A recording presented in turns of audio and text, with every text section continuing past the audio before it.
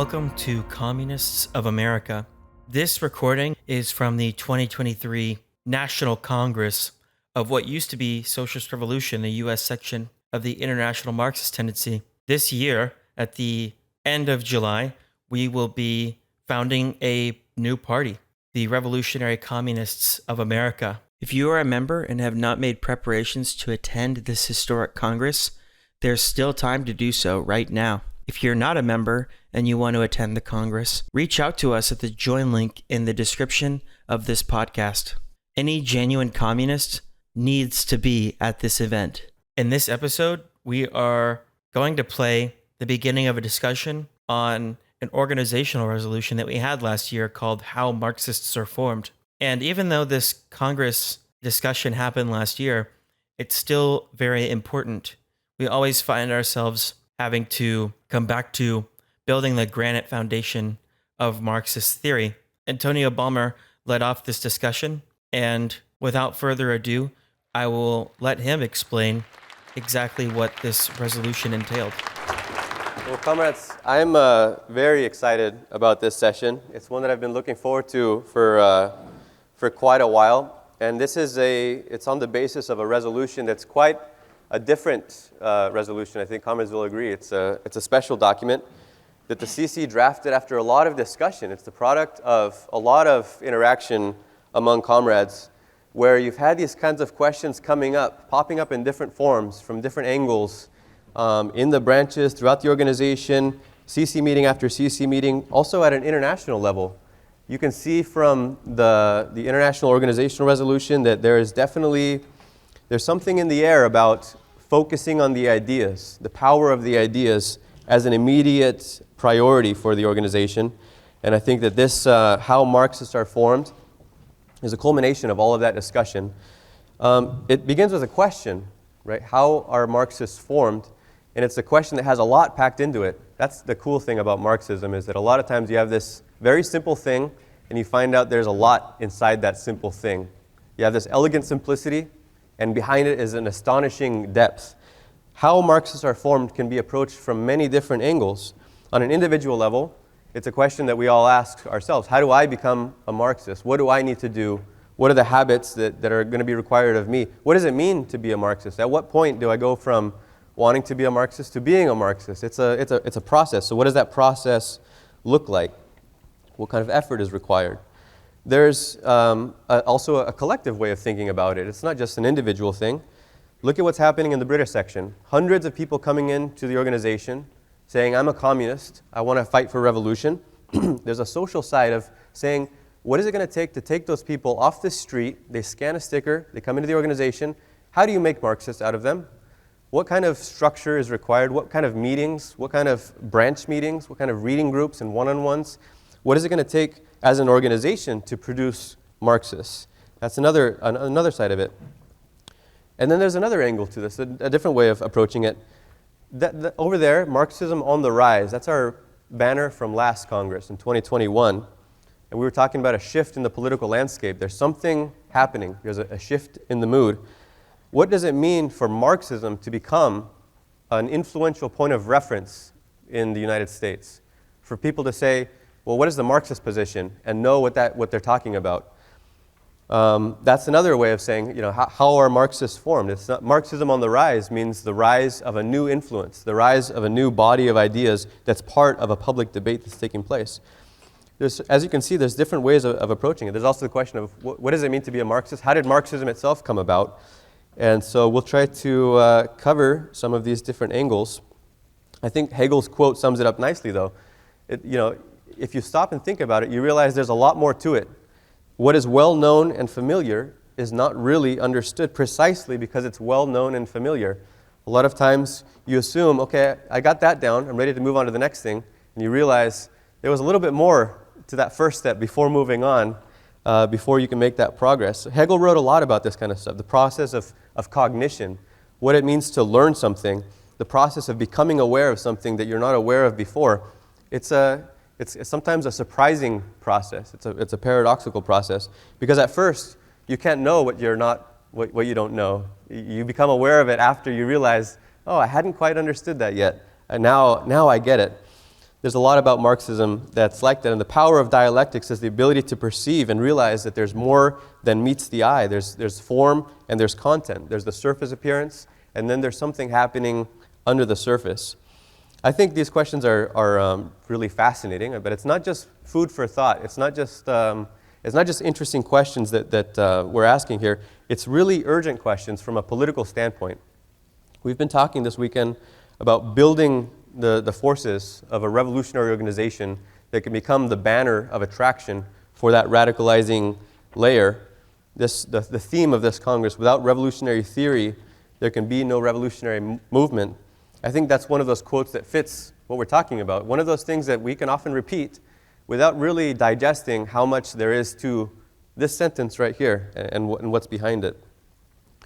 I want to start by pointing out something, an observation that Trotsky made that was kind of a surprising one. He says, one makes the revolution with relatively few Marxists, even within the party.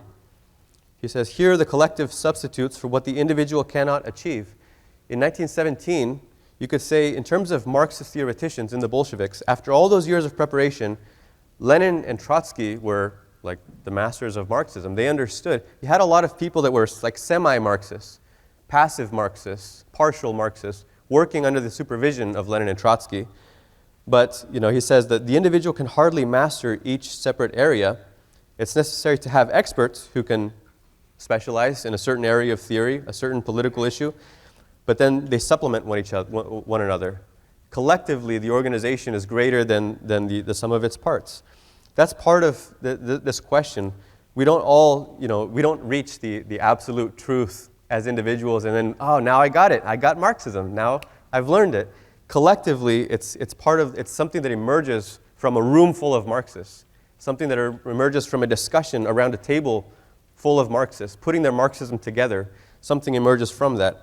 He says it's not because Marxism is a secret science that it's so rare to find, thoroughly developed Marxist theoreticians.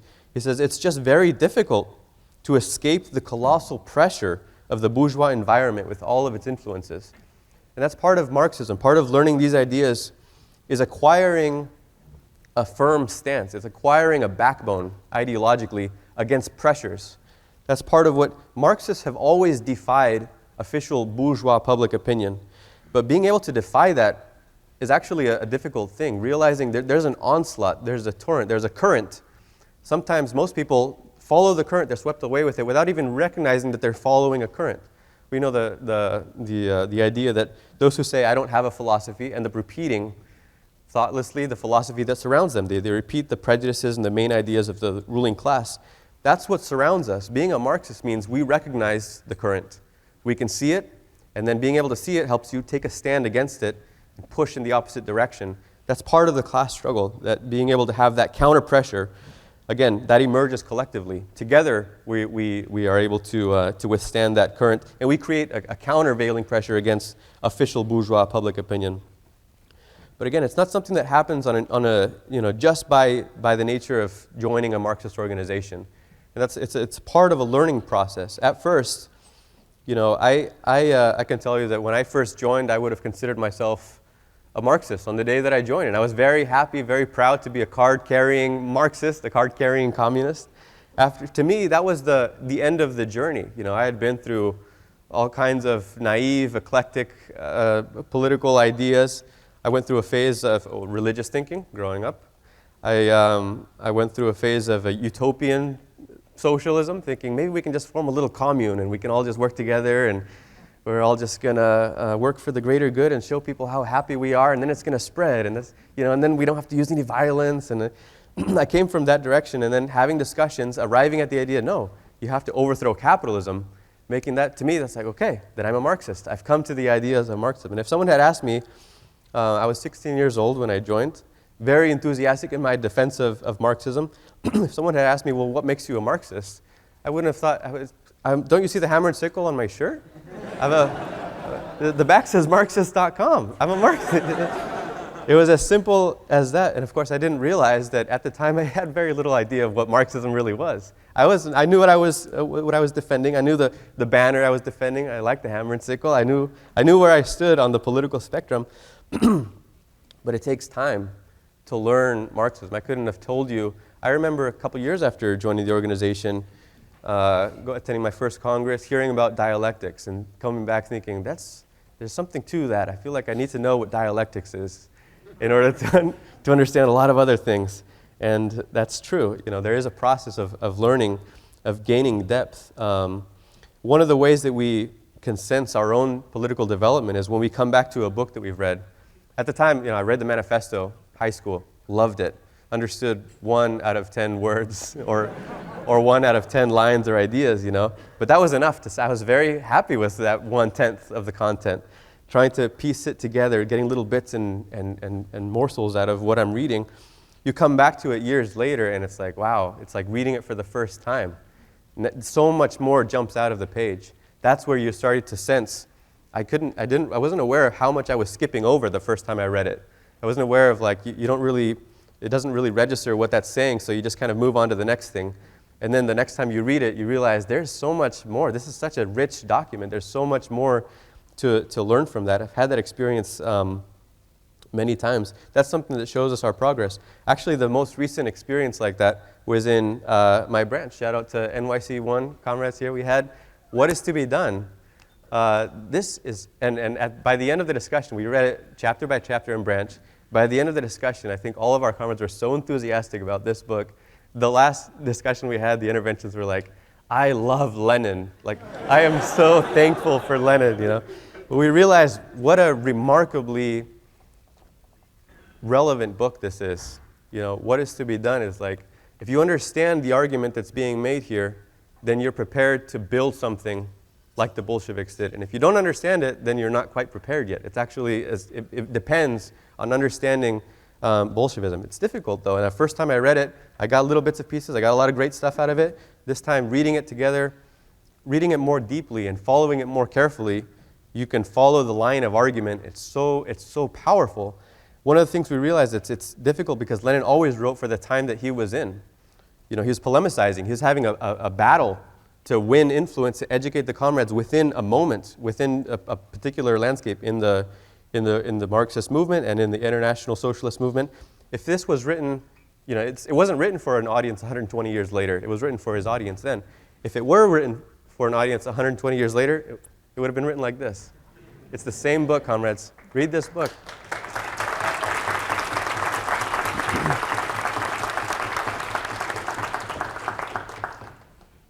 Ted Grant said, you get out of a book what you bring to it. We bring a lot of things, after you bring a lot more learning, a lot more of a sense of history, a lot more familiarity. You bring more of a foundation in materialism, in dialectics, a philosophical foundation. You also bring your own experience. We connect it, each time we read it, we connect it to what we're going through, what political polemics we're having on the left today, what discussions we're having with context. All of that you bring to it, and then comrades bring different angles to it. All of that helps us in the process of learning. And sometimes you make surprising connections from an unexpected thing. You read something that has nothing to do with the discussion you're having tomorrow, and you realize, that makes me think of the leadoff we're about to discuss in branch tomorrow. I think one of the urgent angles of this whole discussion is precisely the Marxism on the rise. Because as we said, in the land of McCarthyism, the land of the Red Scare, despite all of their efforts, there are 39 million young people who view Marxism in a favorable light. Those 20% of youth who say communism's their ideal economic system. And it makes us understand that we're moving in a direction. There's a radicalization that's happening. It's a process. It's not a snapshot. We're moving in a direction. It's being driven by history, by historical forces. But we want to understand, where is this going? Is Marxism, what does it mean when we say Marxism is on the rise? You could say the favorability of Marxism is on the rise. A friendly attitude towards Marxism is on the rise. People are open to what you have to say. But is Marxism really on the rise yet? Are people studying Marxist ideas? Are 20% of young people reading the manifesto and what is to be done? There's more people reading now than ever, for sure. There's more people that are seeking out these ideas. But what's on the rise is more of the preliminary, it's the shift in the mood. There's an openness, there's a shifting mood. That's what's on the rise yet. If you had a poll that says, what is the public opinion in relation to a materialist view of history, or in relation to class independence, the polls would show that the vast majority of respondents have never heard of these mysterious concepts because the vast majority of them have never interacted with a Marxist. A lot of times when we're selling the paper, we're tabling out there, you realize statistically speaking, you're the first time that that person has ever interacted with a Marxist, someone who's studied Marxist ideas and brings a Marxist perspective. In that sense, you're the molecular process of a new idea, a new influence, a new force in the political landscape. But there have been times when that was happening, not just on a molecular process, on an explosive, dramatic process. That's something that we want to learn from. How Marxism sank roots in a vast country that had no Marxist tradition, no Marxist organizations, nobody who considered themselves a Marxist, and was able to take off on a level far beyond what we've seen so far. And I'm talking about learning from this history right here, learning from how Marxism sank roots in Russia. Lenin, of course, you can compare it. We all know these headlines that says, when did everyone become a socialist? And it's like, the youth are going to socialism, and it's like there's this frenzy that's moving in this direction. Compare it to the way Lenin described the turn of the 20th century. It's not just when did people become socialists, it was the rise of Marxism. He says, Marxist books were published one after another. Marxist journals and newspapers were founded.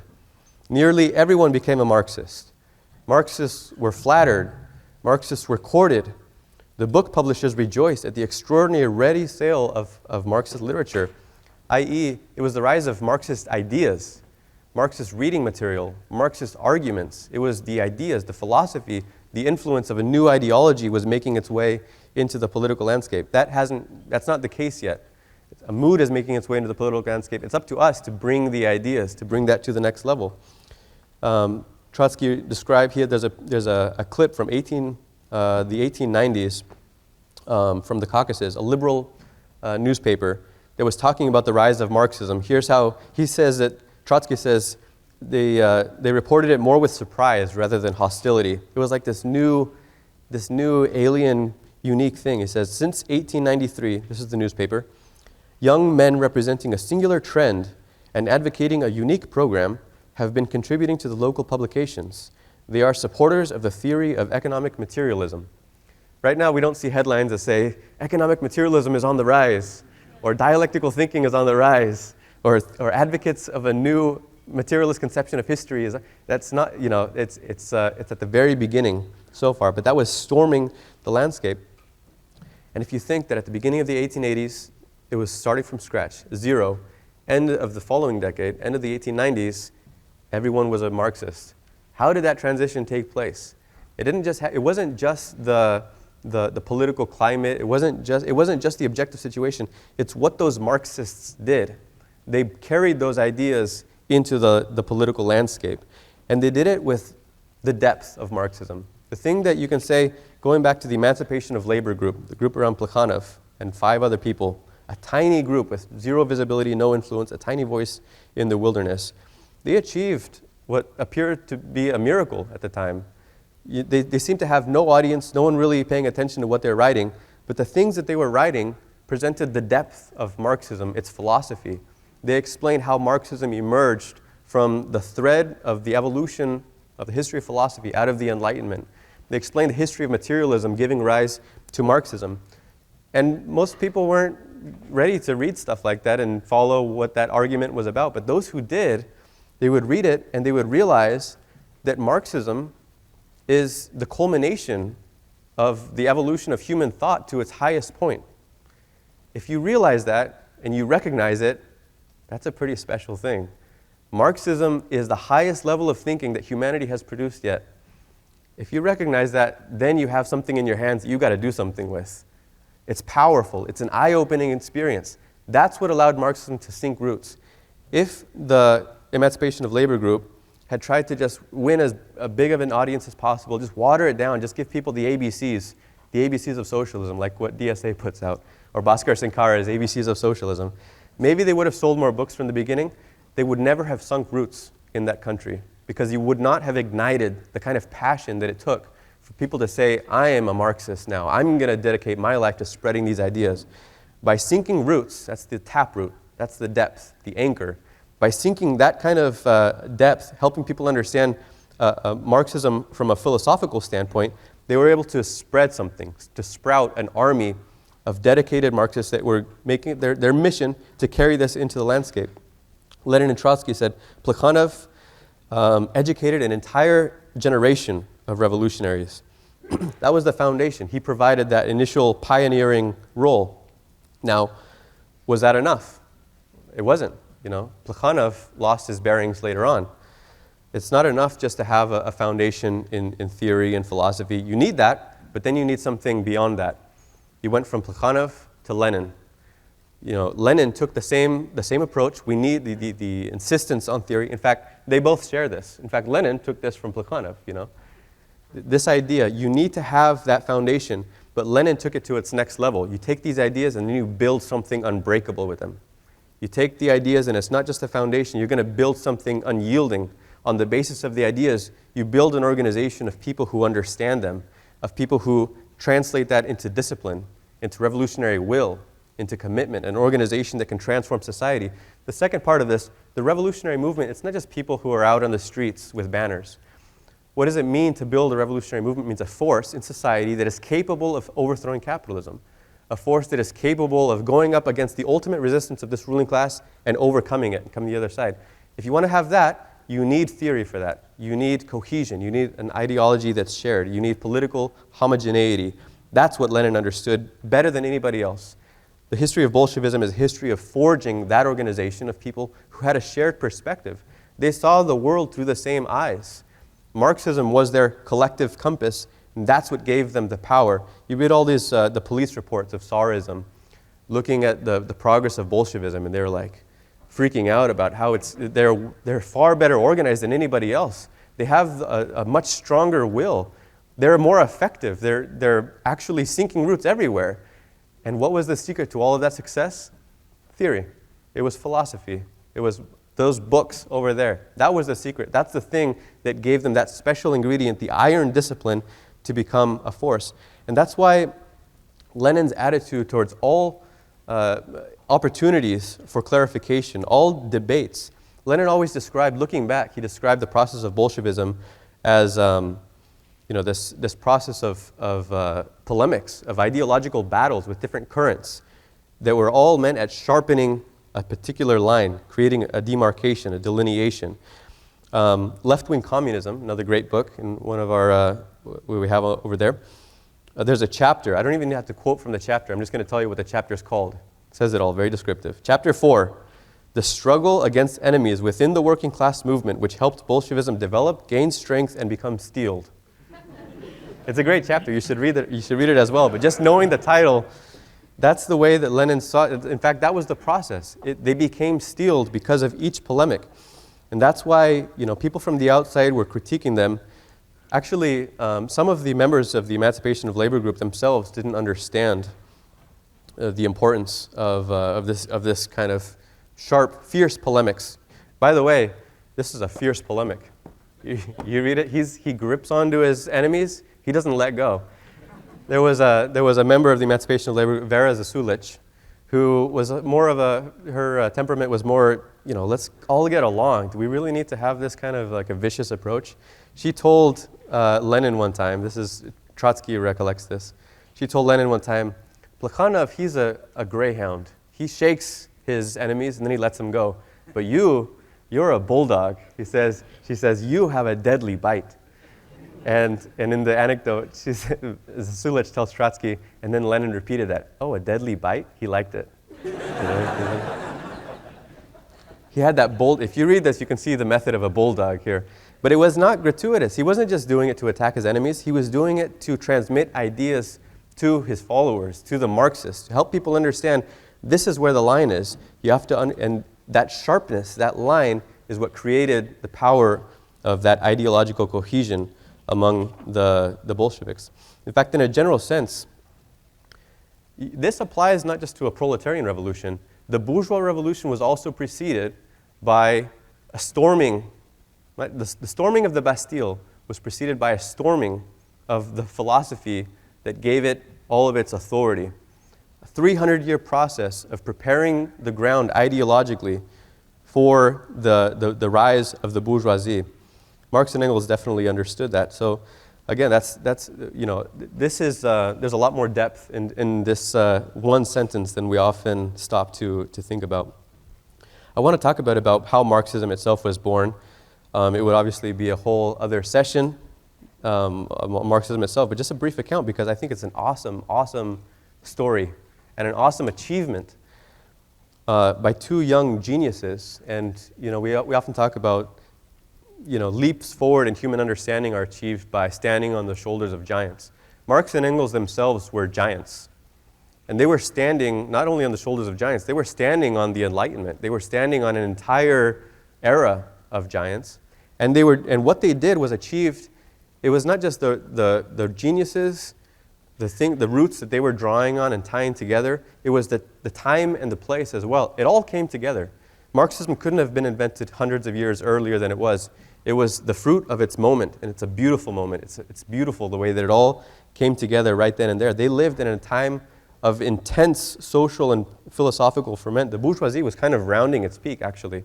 Some of the best achievements in bourgeois thought were kind of coming to fruition right then and there, and Marx and Engels took it to its next level, and then it scared the bourgeoisie deeply because they realized what it meant for them. But you think about it, all the scientific breakthroughs that were taking place right then and there, you know, cells were discovered in the 17th century, but only in the 1830s did they realize all plants and animals are made of cells.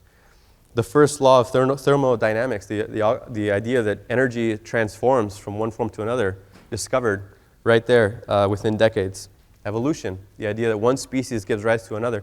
These discoveries happened at a time that allowed philosophy to take a step forward, that gave rise to a more advanced form of materialism, more advanced form of understanding the material universe. At the same time, the Industrial Revolution was full steam. Those things were coming together, especially in England. Mechanization, the first application of large-scale mechanization to agriculture, I think in the 1830s was the first mechanical reaper. Think about what that changes for feeding the world. Steam production, rail. The first time that Marx and Engels met, the second time they met, in 1844, a month earlier, the first telegraph had been sent. I mean, these things were taking place. It was all happening. And it was that those advances helped to unleash a new world outlook. I think also we should say Hegel, in particular, personified that era. It was the results of the Enlightenment, a 300-year period, but he kind of synthesized it. And all of that came together. They came out of that environment of the young Hegelian philosophy in Germany, which is a pretty narrow window of time. It's pretty awesome that they were then ready to take all of that. Hegel had an encyclopedic approach. He synthesized he was the first one to write a history of philosophy that runs through the whole thing, gives you a picture. Marx and Engels took that on board, but then they went from Germany into these new horizons. Engels to England, the roaring center of the Industrial Revolution. Marx to France, the site of the French Revolution, but also the site of French materialism, the key place to understand the fruits of the Enlightenment and to be able to tie all these things together. I want to talk about what they tied together, but first, this is something that I learned that I was really impressed and inspired by. There's something that gives you a flavor of the spirit of Marxist philosophy from the beginning. Marx was 23 years old when he wrote his doctoral thesis on the subject of two Greek materialist philosophers, Democritus and Epicurus, Greek atomists, who anticipated a very modern view of basically a modern materialist view of nature as early as the 5th century BC. Marx and Engels were very interested in the ideas of the ancient Greeks for many good reasons. They knew their way around it well, and a lot of the modern scientific thought had its roots in that period in a less developed embryonic form. But there's a striking comment in the preface. He wrote a foreword to his dissertation, and he makes a reference to the Greek myth of Prometheus. And the name was familiar. I don't really know my Greek mythology, so I looked it up. It's famous for its image of eternal torture. The Greeks have this imagery, right, of this guy, Prometheus, is chained to a rock, and an eagle comes and excruciatingly devours his liver, and then it grows back, and the next day it's repeated. And every day for eternity, he has to suffer this this torture. The interesting thing is why he has to suffer it. The gods sentence him to that state of eternal torture for defying the gods to help humanity. Prometheus gave fire and the power of civilization to humanity, to lift humanity up, when the gods wanted the humans to be submissive. And they wanted them to be in the dark and powerless and ignorant, and Prometheus defied them. And his name means foresight or forethought. He knew what was going to happen, and he took the decision to help humanity lift up in defiance of the gods, even though there was going to be eternal suffering to pay for it. And when one of the servants of the gods approaches him and says, "Are you still happy with your decision?" He says, "Rest assured, for your vile slavery, I would never exchange my own unhappy lot." That was the line from Prometheus. He says, let me put it simply, I hate all the gods. Those are the words of Prometheus that Marx quotes in the foreword to his dissertation. And Marx says, Prometheus is the most noble saint and martyr in the philosophical calendar. It's a defiance of all the gods, all authority. That was a spirit of the ancient Greeks. That was a spirit that ran through the Enlightenment as well. The idea that the human mind is higher than these gods that have been created. We have the faculty of reason. We are capable of understanding, of getting to the truth by having as a starting point, there are no gods. This world wasn't made by gods. So let's start asking, how was it made? That's the beginning of a search for knowledge, for truth, for philosophy, for science. It begins by moving past religion. The Enlightenment spans, like I said, 3 centuries. It begins in the 16th century, starts to gain momentum in the 17th, and it really blooms in the 18th century, in the lead up to the French Revolution. And those great advances are basically successive steps in the direction of materialism. This idea that there is an objective reality independent of the mind, that the world is made of a material universe, and there's one reality, and there's no gods, and there's no pre-existence, there's no heaven or hell. It's a pretty straightforward, simple scientific idea to us today, maybe. But it was surprisingly difficult for humans to arrive at that basic stance, at a basic materialist stance. And for an entire period, or 1,000 years in the Dark Ages, there was an attempt to extinguish that idea in the Christian Middle Ages, the Dark Ages. The early shoots of the bourgeois Enlightenment were the shoots of pushing that back, something coming through the concrete a little bit. Let's start to question this again. Let's start to break this down. But at first it was very tentative. The early materialism came from British empirical materialists. Francis Bacon, Thomas Hobbes, they were born in the 16th century. John Locke came later, he was born in the 17th. And reality comes from the senses. And so it's a beginning of like, let's look at objective reality. Let's treat this as a material world. Let's start to study it. But when it came to the question of God, they sort of sidestepped it. Well, we can only know reality through our senses, so we can't really know about God, so I don't really have much to say about that. And they kind of sidestepped it. They actually took the route of deism, right? Okay, there's a God maybe, but he just set this all in motion, and then he got out of the picture. He doesn't interact with us anymore, so it's a way of saying, okay, maybe there's a God, maybe there's not, it doesn't really matter. It's a partial step towards atheism. In the 18th century, this form of materialism was imported from Britain to France, and then the French took it to its logical conclusion. Before the French put Louis XVI in the guillotine, they put God in the guillotine. They were the ones that said, yeah.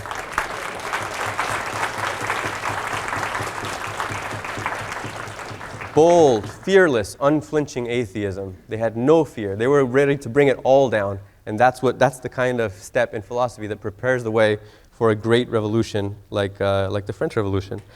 Now, as heroic and advanced as they were, French materialism was the height of the Enlightenment materialism. Condillac was the first that brought it in from Britain to France. Helvetius and Holbach were the others. There's a whole thread to follow there. By the way, follow it, comrades. Follow that thread. This is an amazing resource to have a proper understanding of how Marxism came out of, what those roots are, those rich roots. It's definitely worth history, philosophy. We're well stocked back there. Take them all, comrades. Make sure that we don't take any back. But there was a limitation to the materialism of the Enlightenment. They didn't apply materialism. First of all, it was very mechanical. It was limited by an idea of like Newtonian mechanics. The world is kind of on a balance. It's in an eternal circle, and it works as a machine. And even humans and animals work like machines. It had it wasn't dialectical, you know. And in addition, it didn't apply materialism to a view of human society. The materialists of the Enlightenment assumed that once you have humans that have a conscious will, well, basically they decide what they do, and then human society and human history is a result of what humans do, the ideas that they have. Idealism snuck back in when it came to looking at history. That's the thing that Marxism changed. That's the leap forward that brought materialism to its height. And ironically, it was Hegel who helped take that step. An extreme idealist helped bring materialism to its final conclusion. Because what was needed, the missing ingredient, was the dialectical method, which Hegel brought he systematized. And nothing is eternal. Hegel looked at everything as a part of a process. The materialists had gotten into the habit of, we need to analyze everything. Let's just classify it. Everything fits into its box. We need to put everything into its category. Hegel says the categories are giving rise to other categories. Everything is part of an unfolding process. Everything is in the process of becoming something else. It's an evolutionary perspective and a revolutionary perspective. Sometimes there's a leap forward. Everything contains something else within it, and it's in the process of becoming that other thing. That was the perspective that was required, because he looked at human history itself also as an unfolding process. It had a direction. Humanity is moving in a direction. So Marx and Engels, what they did was they took that framework and they understood, they were able to say, what is that thread? What is the driving process? What is the direction? It's one mode of production giving rise to another. They said, even though humans have conscious desires, even though they think, humans don't decide what mode of production you're born into. And you don't realize how much that mode of production shapes your thinking and your environment and your upbringing and all the traditions and institutions that surround you. So it's not consciously decided. There are laws to history, and it's not determined consciously. It's determined by something else. What is that something else? It's the class struggle. It's the rise of the productive forces that have been given steps forward by one mode of production after another. Each mode of production has a certain ability to bring things forward, but it's limited. Eventually, the productive forces, instead of advancing, they start to get held back, and then you're prepared for another revolutionary step forward. That's the way that society unfolds. Marx and Engels were the first to apply materialism to human society, and the implications that flowed from that are what are Marxism today. I mean, that's the thing that they achieved. There is no mode of production that's eternal. That's a revolutionary idea, because it means the ruling class, it rules today, it's not going to necessarily rule tomorrow.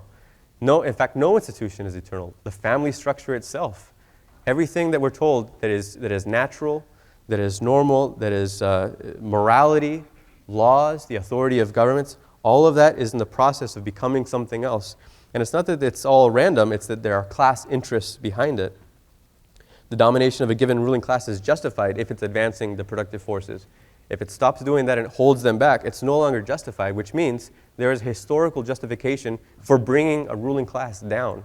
These are powerful, very threatening ideas. In fact, this was the reason that the bourgeoisie went from using materialism as a weapon against feudalism, as against the absolutist monarchy, as against reaction, to realizing we've picked up a weapon that's dangerous, put that down. And they did. They turned their back on materialism in one field after another. Look at the recent issue of In Defense of Marxism, The Fall of Woman, the article that Fred wrote. Anthropology had arrived at materialism with Morgan, and then they realized that's Bolshevism. Put that down. And then they went to Boas, and they said, no more materialism in this field. They did the same in economics, the labor theory of value. Wait, that means that workers' labor is producing all value. Well, then we have a class struggle, you know. Put that down. And they turned their backs on materialism in every social science. We had a little conversation about this last night. When was the turning point when the ruling class really went on the offensive? You know when it was? This was the turning point. 1917, they realized these aren't just threatening ideas. These people can take power with these ideas.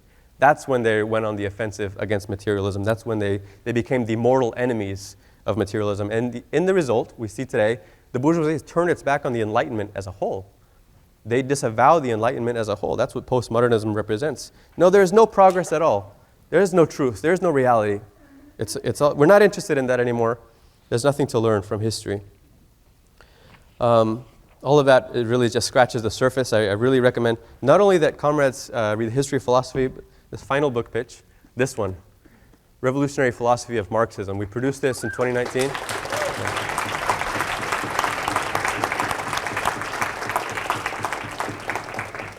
Just be careful. Be careful if you start highlighting this, because sometimes it's hard to stop. And then it turns into its opposite. And then you got to start underlining. But this is a powerful tool, comrades. This is really an achievement that this it's a compilation of the little bits and pieces, the gems of Marxist philosophy that have made it into all the classics, all in one package. In 2018, we put this together. There's an excellent introduction by Alan Woods in here. Alan Woods is working on a book on Marxist philosophy that basically puts it all together. Marx wanted to do that in his lifetime, didn't have the time to do it. Until that comes out, this is the next best thing, comrades. Don't wait for the other book to come out. Get this one first. And in 2019, the whole organization read it, and we had so many excellent discussions that really were a leap forward. That's what gave so many comrades a foundation. So get your hands on this and read it together with other comrades. It really describes, in particular, the Ludwig Feuerbach and the end of classical German philosophy describes how these threads were tied together. And I think it's such an inspiring, colossal achievement. But what do you do with an ideal like that? Imagine that Marx and Engels, everything we've just described, it's pretty cool stuff, right? It's kind of mind-blowing. Imagine coming to this realization for the first time yourself with a buddy, Marx and Engels, and they realize that the things that they're submitting to the radical press are following the same thread. Actually, the revolutionary press at the time, it was the Deutsche Französische Jahrbücher. It's the German-French. Just an explanation of the way this worked. The Prussian state had rules on censorship for publications. They would have to all go through the censor. But if you had a 300-page book, it didn't count as a newspaper, so the censors didn't treat it the same way. So they would put all a year's worth of articles into one massive book. And in fact, all the writing that Marx and Engels did when they realized that they were following the same thread is in one massive book of like 300 or 400 pages. There was only one issue ever published of the Deutsche Französische Jahrbücher. But that's when they realized, imagine you open the book and you realize everything that this Marx guy is writing and everything that this Engels guy is writing from Manchester, from Paris, they're saying the same things. So then that's when they get into correspondence. That's when they realize the first time they meet in Paris, it was just a casual meeting. He's just traveling through. They end up a discussion that goes on 10 days. Imagine what that discussion was like, comrades. Imagine the excitement of realizing the materialist conception of history, realizing that you've just tied together the things that brought philosophy to another step forward, that you've just achieved what Darwin achieved for biology and more. You've just achieved that for human history. You've got a glimpse of the ideas that are going to lead to the next step forward from capitalism to a step towards a classless society. You can just imagine what kind of excitement and enthusiasm they were filled with in those 10 days in Paris. But what do you do with an idea like that? You get to work. You start finding ways to spread it. You find someone else by the ones and twos who can understand your idea, who can transmit it, who can absorb it. And of course, a good starting point is getting the ideas down on paper, so they wasted no time. Who was it, by the way, that said where to begin with the revolutionary press? You got to begin with getting the ideas into a publication.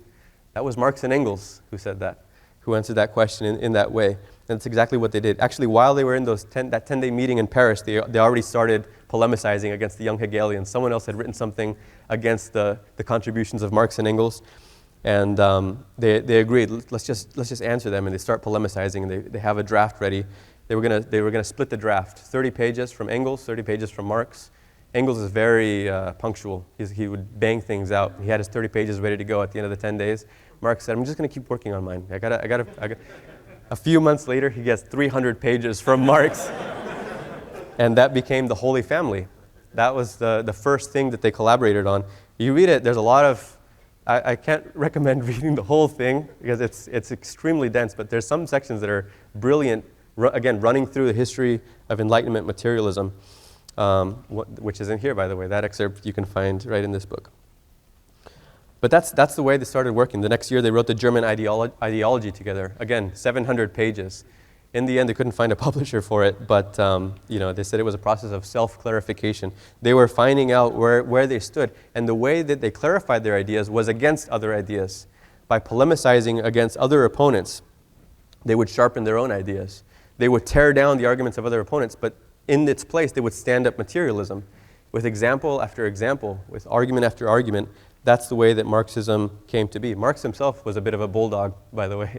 If you see the polemics that he had against Proudhon, against all of these other thinkers of his time, there was a certain shared quality in the way that they would polemicize. So you can see elements of Bolshevism from the very first days. There was a sort of a Bolshevism of the 19th century. The original Bolshevism of Marx and Engels is a remarkable thread of continuity. It's very familiar, not just because they were polemicizing against other currents, not just because they had an insistence on precision of their ideas, but because they were building a Bolshevik organization, in effect. If you look at the way that they started building, it was by the ones and twos. It was contact work.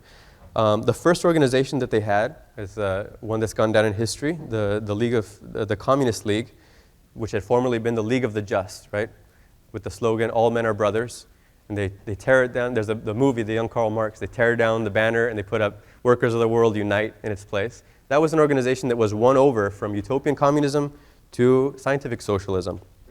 An interesting thing that I learned is that in 1839, you think of, the League of the Just was kind of a wishy-washy, like, kumbaya, let's get along. It wasn't like that. They actually had organized an insurrection against the French government in 1839 together with Blanqui. And it was horribly failed. And from that experience, they went to London and started setting up reading groups. See, we need to figure out our ideas before we do something like that again. And there was a shift. You've seen that shift many times in history. The Narodniks went through a shift like that. We're going to throw a bomb under the Tsar, and that's going to be the revolution. Realizing that doesn't work. We need to have reading groups. You realize that the step towards revolution is on those shelves over there. You need ideas, you need clarification, you need a foundation. Many people have come to that realization at different points in history, in the history of the revolutionary movement. If you look at the first organization that they had, the Communist League, the structure of it was quite familiar. They had branches of between 3 to 10 comrades each. They met weekly for political discussion. They had lead-offs on perspectives. They had contact work, reading groups. They had aggregates, which they called banquets. They had weekly socials. Every Saturday they would have socials, at which they did singing to get the whole family together. It's familiar stuff. They had congresses. They had a pre-Congress period in the branches, and then they would discuss the documents that were drafted at a Congress level and elect the national leadership. It's democratic centralism. It happened from the very beginning. It wasn't an invention that came later. It's the result of Marx and Engels figuring out how do we get our ideas into the hands of the working class. How do we build an organization that is going to be rooted in these ideas? You need democratic centralism for that task. In 1847, when the Communist League tasked Marx and Engels with drafting the Communist Manifesto, the organization was our size today in the United States. They had 30 branches. They had just over 300 members. Actually, the following year, the 1848 revolution breaks out, and they all take up arms and join the barricade. They actually dissolve into the revolution. They went from theory to practice, right? It was a bit too soon, actually. They ended up falling apart and having to regroup, and it was a very difficult period afterwards. And they regroup in the form of reading circles, workers' discussion groups. That's the way that Marxism took root for the first time. Actually, Engels, right after the defeat of 1848, I believe it was, immediately after, in Switzerland, he finds a contact, 22-year-old Wilhelm Liebknecht. Some of you might recognize that last name. His son was Karl Liebknecht. But he would go on to become a founding leader of the SPD. Years later, Wilhelm Liebknecht recruited another young communist who had found a booklet and became radicalized by a little booklet that he found in his 20s, a worker, August Bebel. The foundations of the mass forces of Marxism, which became a mass influence even by the end of Engels' lifetime, started with the ones and twos. It started with the cadres that they spent countless hours discussing, corresponding with, all these letters, fixing trying to fix a lot of their problems, trying to educate. It was the ones and twos that created the foundation for something that became the strongest Marxist party in the world at its time. Right before World War I, it had over 1 million members, 15,000 full-timers, 90 daily newspapers, 62 print shops. That was the height of the SPD, when Marxism became a mass force.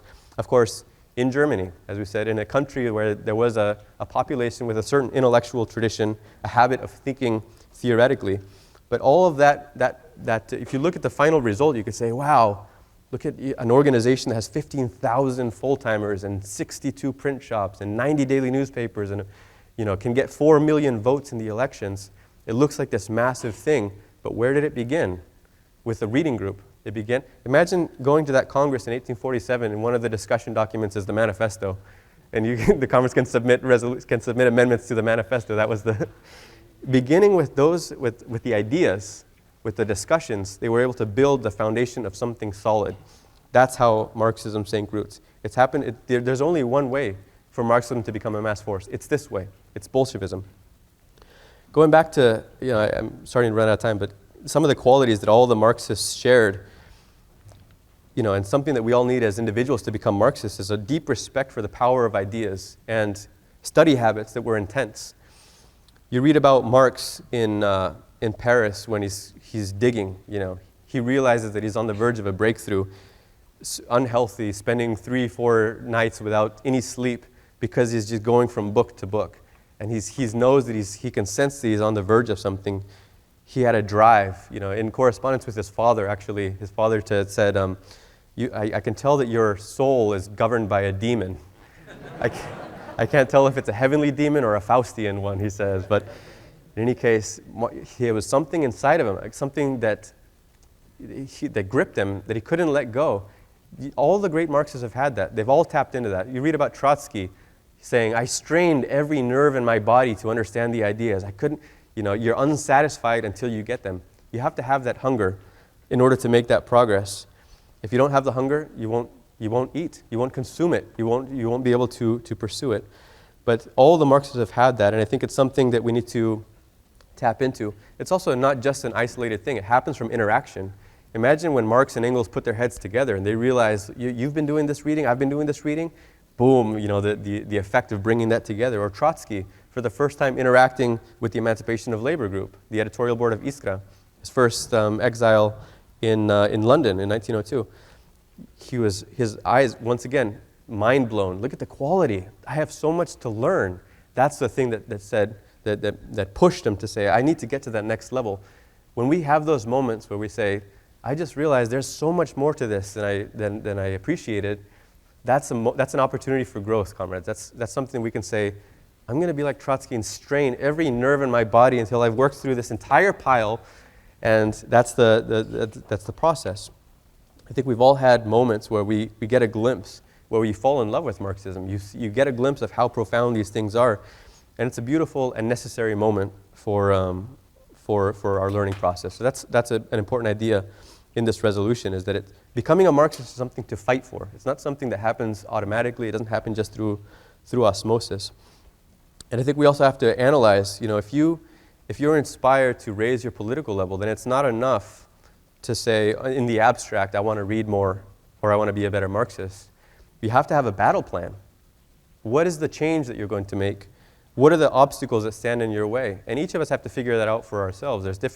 We all have different things that are maybe holding us back on our study. In a general sense, you could say this country is working against a long time intellectual tradition, a version, not just like the influence of pragmatism and empiricism.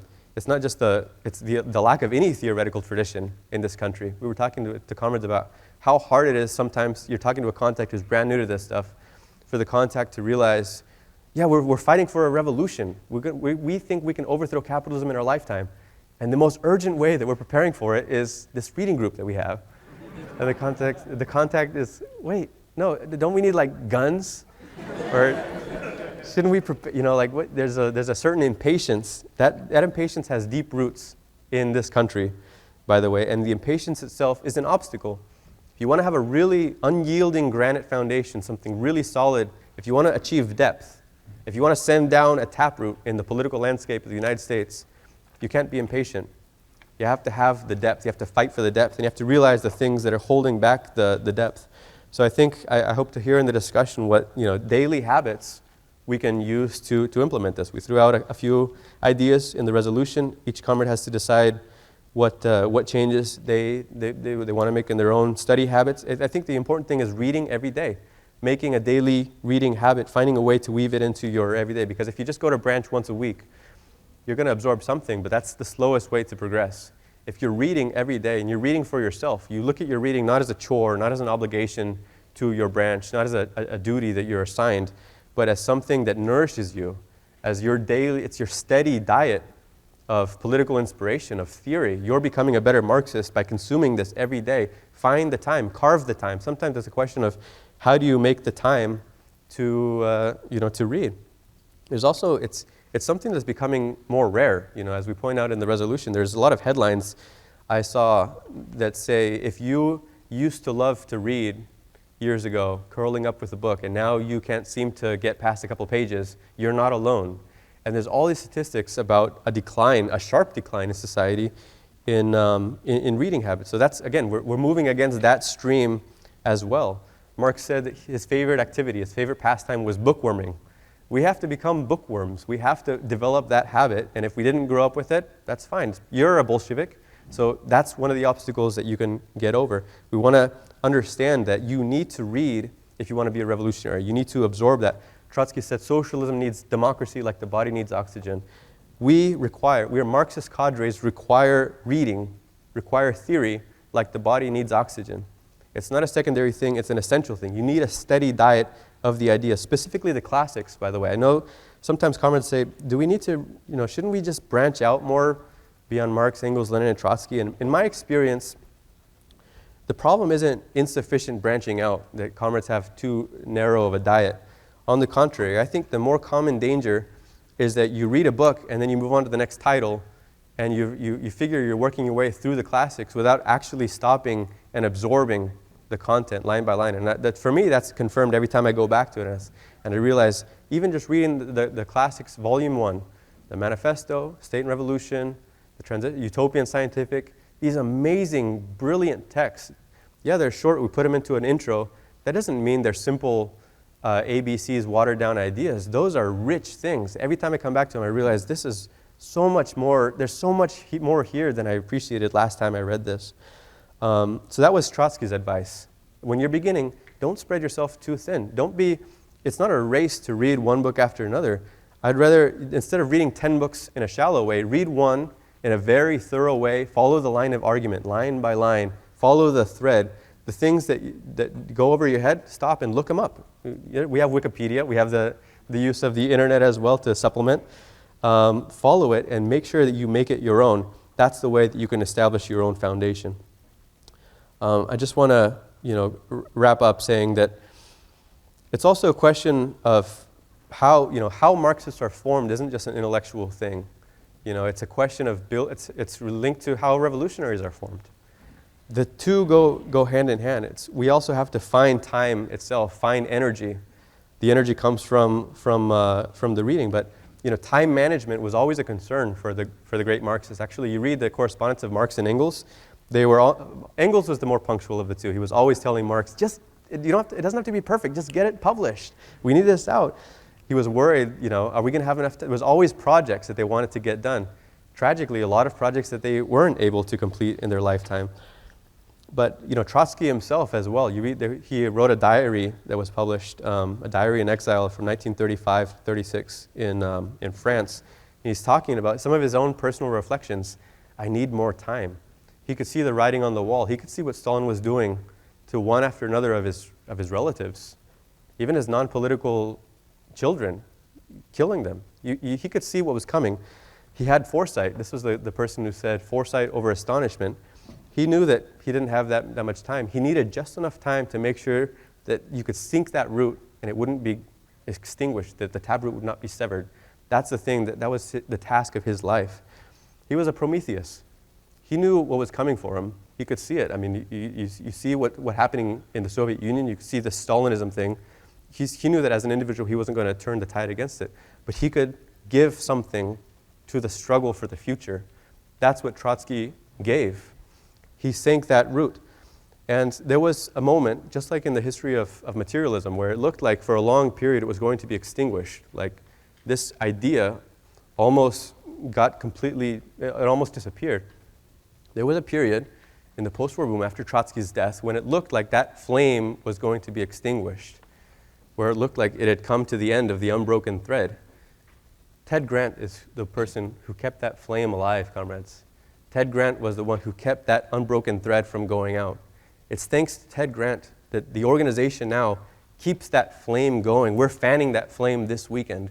We represent the unbroken thread. This organization looks at the ideas of Marxism and treats them in a way that no other organization on the face of this planet treats Marxist theory. There's no other organization that is doing what we're doing, that is trying to train cadres using the history of philosophy, using materialism and dialectics. In fact, even the bourgeoisie has turned their back on the Enlightenment, their own history of philosophy.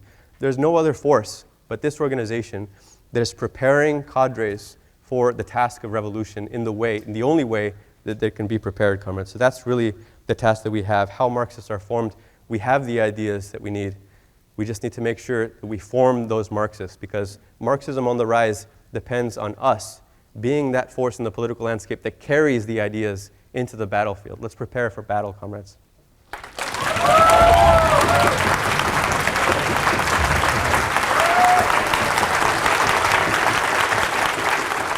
If you are a member and you have not made plans and preparations to attend the 2024 Founding Congress of the RCA, definitely do that now. This discussion that you just heard is just an example of what kind of conversations we are going to have and the kind of conversations that you as a member need to be a part of to participate in the democratic process of our organization. If you're not a member and you want to attend this Congress, definitely reach out through the join link that will be in the description of this podcast. There's still plenty of time to prepare to get to this Congress. The only way that we will be able to make ourselves into Marxists and create a mass communist party for the first time is if we educate ourselves, build the granite foundation of Marxist theory, and organize very seriously. And that starts at the highest body of our organization, the Congresses. So any genuine communist should not miss this event. We hope to see you there.